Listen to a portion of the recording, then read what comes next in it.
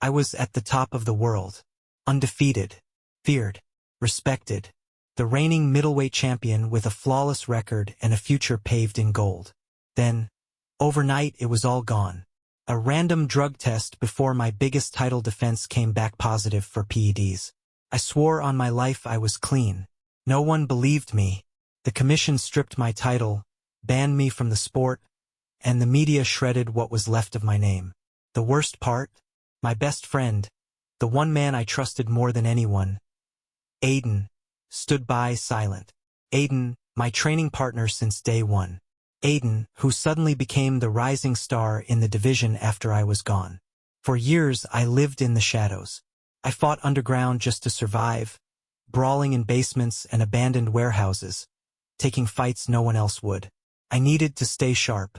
I needed to be ready, because one day I'd find the truth, and I'd make them all see.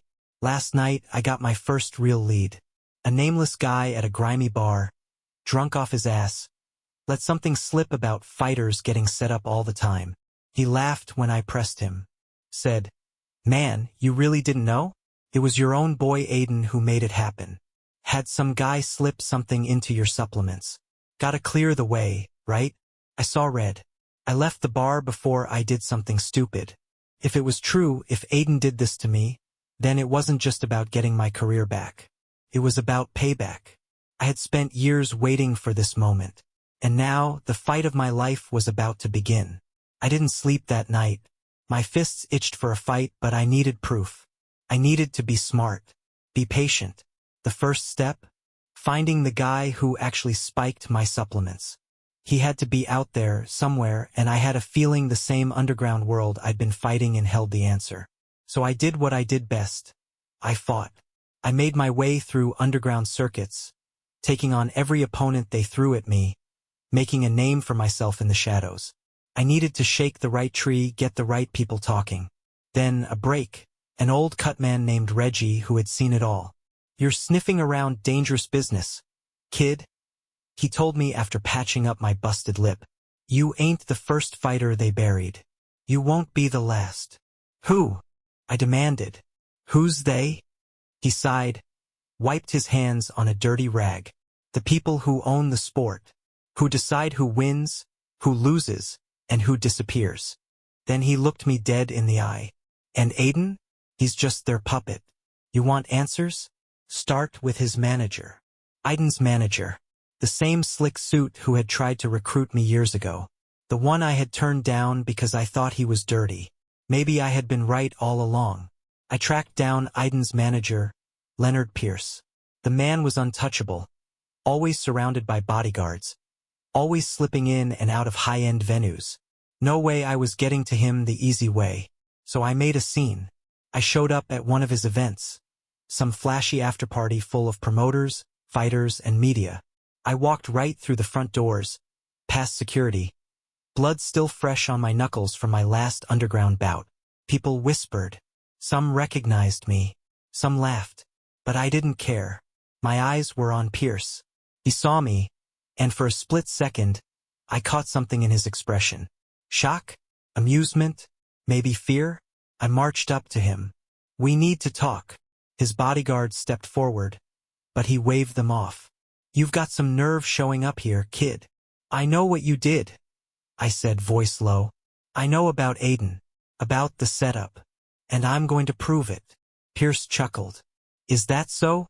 You've been playing in the mud for too long. You don't know how deep this goes. Walk away. This isn't a fight you can win." I leaned in. "Then why are you sweating?" For the first time, his smirk faltered. I wasn't backing down.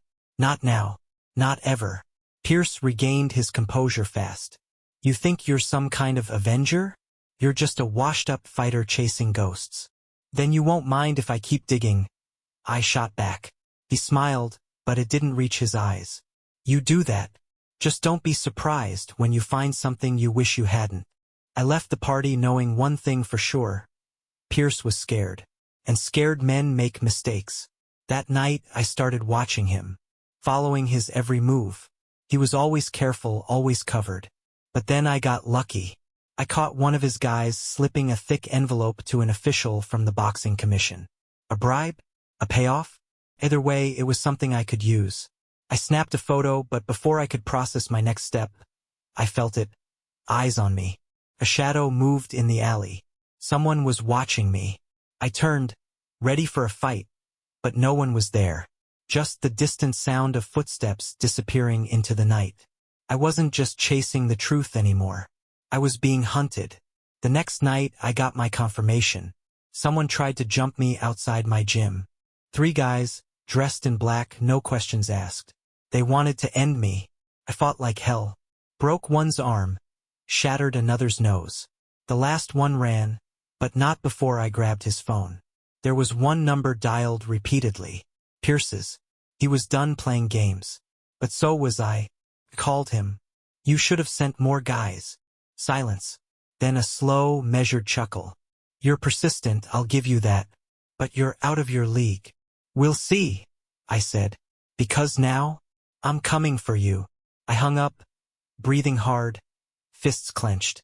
This wasn't just about proving my innocence anymore. It was war. The next morning, a package arrived at my doorstep. No return address. Just a small black box. Inside, a single bullet. And a note. Walk away. I smirked. They were getting desperate. Instead of scaring me off, it only fueled my rage. I grabbed my gear, hit the gym, and trained like my life depended on it. Because at this point, it probably did. Pierce was making his move. Now it was time to make mine. I wasn't hiding anymore. The time for playing it safe was over. I had spent too many years being careful, waiting in the shadows, hoping to find a way back into the light. Not anymore. If they wanted to silence me, they would have to do it in front of the whole world. I went straight to the press. Not just any journalist. I found the one man who still had integrity in this business. His name was Daniel Cross, an old-school investigative reporter who had exposed more than a few dirty dealings in sports. When I called him, he was skeptical at first. You're telling me you have proof Leonard Pierce is fixing fights? And that Aiden the champ was part of the setup that got you banned? That's a hell of a story. I have photos, witnesses, and a motive, I said. And I'm willing to go on record. That got his attention. Within hours, the first article dropped. An explosive report on corruption in boxing with my name attached. It spread like wildfire, hitting every major sports outlet. The photo I had taken of Pierce bribing a commission official was plastered everywhere. People started asking questions. Then came the fallout. The night after the article broke, I came back to my gym, my sanctuary, the place where I had rebuilt myself from nothing, only to find it engulfed in flames. Firefighters were already there, but it was too late. Everything was gone. The walls that had held years of sweat and struggle, the ring where I had trained to take back my life. It was nothing but smoldering ash. I stood there, fists clenched, watching my past burn. I knew exactly who was behind this. Pierce was sending a message. But he had made one crucial mistake. He thought this would break me. He had no idea what I had been through to get here. I needed to move fast. The gym was gone, but I still had my body, my skills, and now I had the public's attention. The article had forced Pierce and Aiden into the spotlight. The media wanted answers. Aiden's camp released a statement dismissing the allegations as baseless accusations from a disgraced fighter looking for relevance. Typical. I expected nothing less. But then, something I didn't expect happened. I got a message from an unknown number. Just 2 words. We need to talk. And an address. I had a choice. Could be a setup. Could be another trap. But I had nothing left to lose. I went. The meeting place was an old gym, one I recognized. It used to belong to a former champion who had vanished from the sport under mysterious circumstances. Now it was abandoned. Inside, sitting on the edge of the ring, was someone I never thought I'd see again. Reggie, the old cut man. Took you long enough, he said, lighting a cigarette. You stirred up a real mess, kid. Now let's talk about how you finish it. I didn't trust Reggie. Couldn't. The man had been a part of the underworld of boxing for decades, patching up bruises and broken bones for men who had something to hide. But in this moment, he was my only ally. I took a seat across from him in the gym, the silence between us thick with tension. He flicked his cigarette into the ring, watching it burn out as he exhaled slowly. "You think you're the first guy to try and take Pierce down?" Reggie finally spoke, his voice low, almost a whisper. "You ain't. There have been others, guys who had the truth, the evidence, the power, and they've all disappeared. But you're different. You've got something they didn't. The world's watching now." I sat there, absorbing his words. The weight of what I was up against hit me like a ton of bricks. Reggie wasn't talking about a fight. He was talking about a war against the system that controlled the sport, a system that would stop at nothing to bury anyone who tried to expose the truth. I stood up, fists clenched. "So what now?" Reggie smiled, though it was tinged with bitterness. "Now, we hit Pierce where it hurts. But it's going to cost you." "I'll pay whatever it takes," I said, my resolve hardening. Reggie leaned in, his eyes sharp. "You think you can just walk back into the sport and expect to fight your way back in? It won't be that easy. Pierce and his crew will make sure of that. You need to hit them hard. You need to go after their money, their power, and their influence.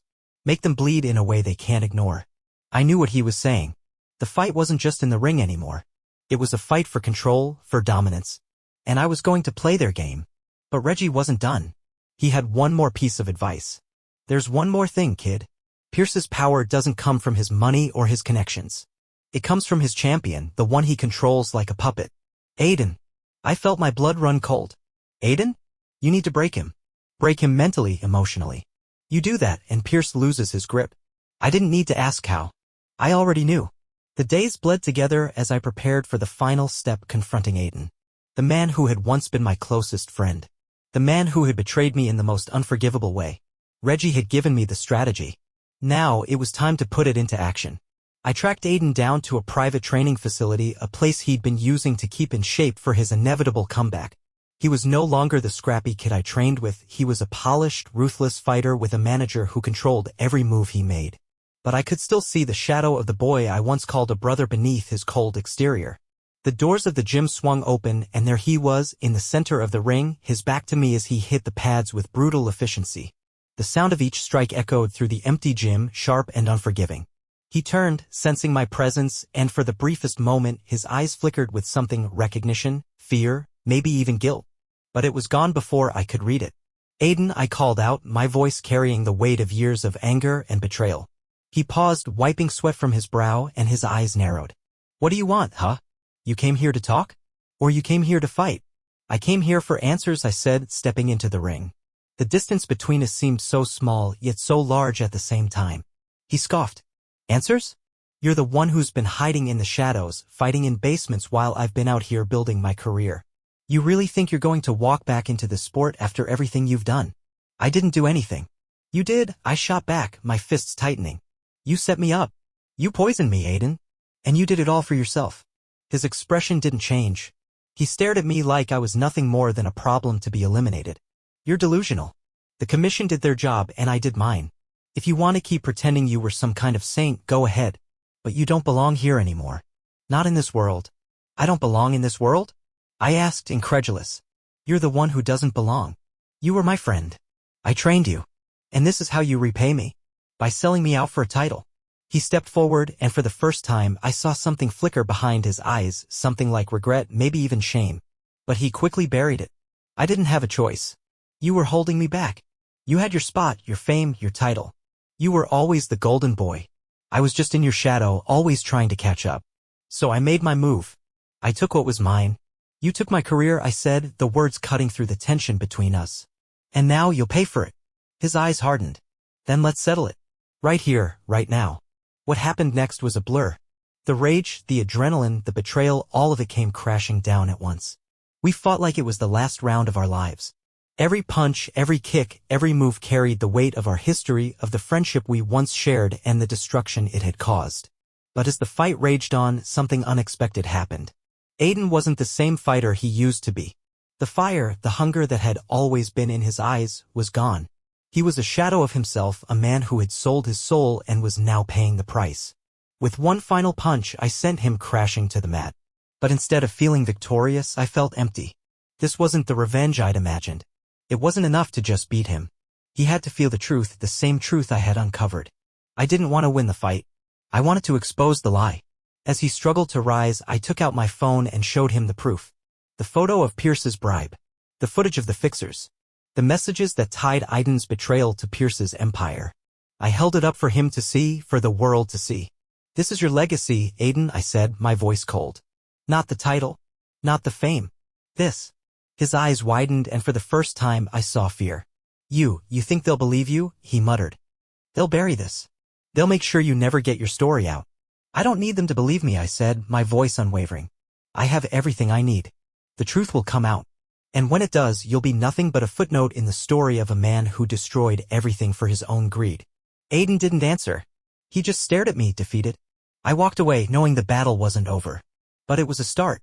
The fight with Aiden wasn't the end. It was just the beginning of the real battle.